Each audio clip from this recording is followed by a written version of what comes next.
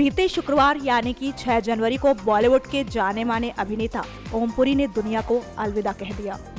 खबरों की माने तो बीती शाम ओमपुरी का अंतिम संस्कार कर दिया गया है। ओमपुरी के निधन पर बीटाउन की जानी मानी हस्तियों ने अपनी मौजूदगी दर्ज कराई है। इन जाने माने सेलेब्स ने ओमपुरी के देहांत पर अपना दुख व्यक्त करने के साथ साथ ओमपुरी के अचानक निधन पर कुछ इस तरह खोले हैं राज। प्रेशर्स तो कितने हैं आप जानते हैं, मुझे नहीं जानता, but very sad news, unexpected news, but हाँ, he was in a very severe kind of pressure that I can. किस तरह का प्रेशर था? पारिवारिक प्रेशर या फिर आपको? मीडिया सारा जानता है, मैं आपको क्या रिवील करूँगा? ऐसी कोई मेरी बात नहीं जो मैं आपसे कह सकता हूँ, आप सभी जानते हैं। सारे अपने उनके ऐसे जो उनको मिले but it's a great loss. तबीयत खराब थी? तबीयत खराब थी, रात तक तो ठीक है, मनोज बता रहा था लिविंग अलोन, कोई देखने वाला नहीं था हमसे भाई, कुछ भी हो सकता। बट हाँ, उनको प्रेशर तो था, हार्ट का इशू तो था पहले, और वो इतने टैलेंटेड और इतने ही खूबसूरत इंसान। हमारे साथ 2 फिल्मों में काम किया, बट हमारे ताल्लुकात फिल्मों से भी ज़्यादा आपसी थे। बड़े प्यार से हमको छोटे भैया कहते थे, बहुत मिस करेंगे हम।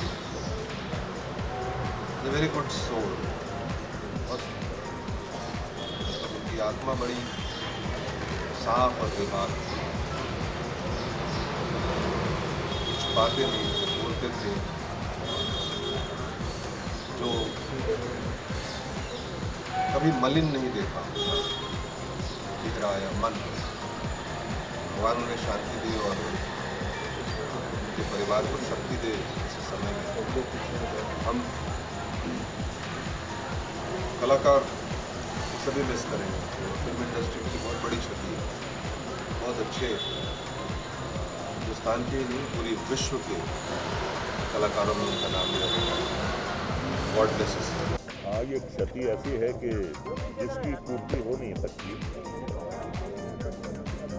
मेरी ओमपुरी की एसोसिएशन 43 साल पुरानी है। जब वो 1974 में FTII में एडमिट हुए थे, मैं उनका वहाँ का सीनियर हूँ।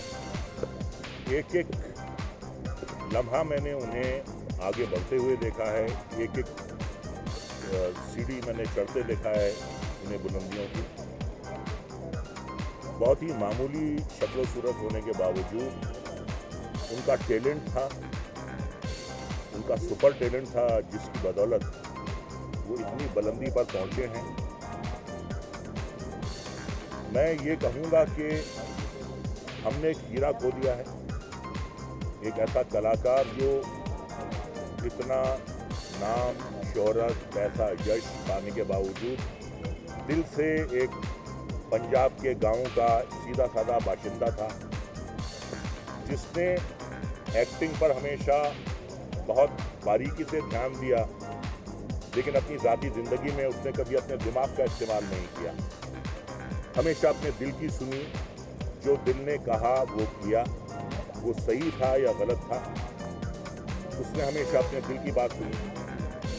और यही वजह है कि कई बार वो कंट्रोवर्सीज में आ गए, लेकिन कभी उन्होंने डिप्लोमेसी से काम नहीं लिया, पॉलिटिक्स नहीं की, किसी के तलवे नहीं चाटे, किसी की चमचागिरी नहीं की।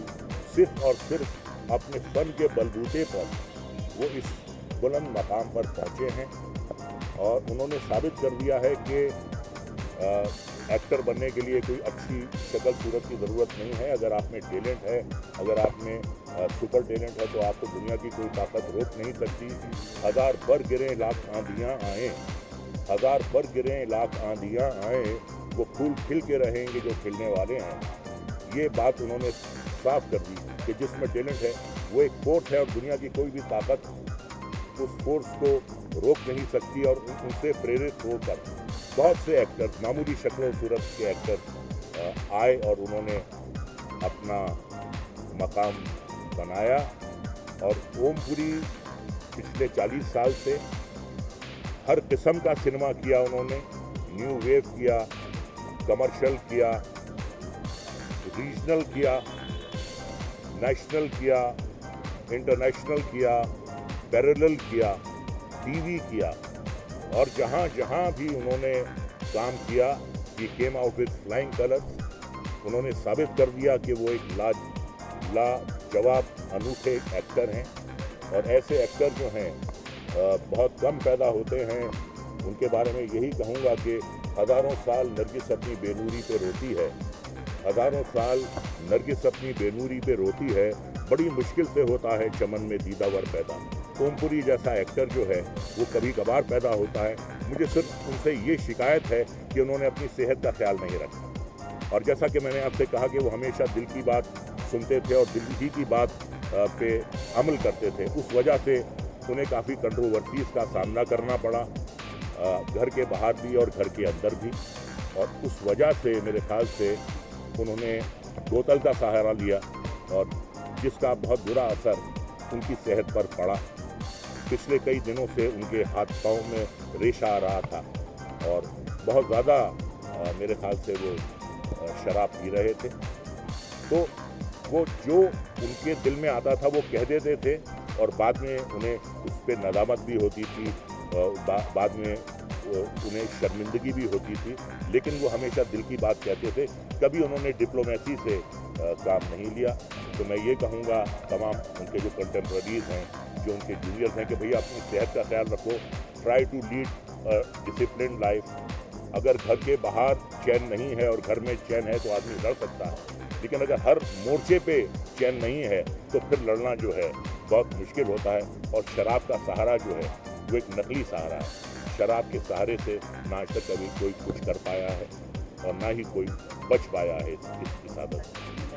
It's very difficult to sum up man's life in a brief moment of a soundbite for a television channel.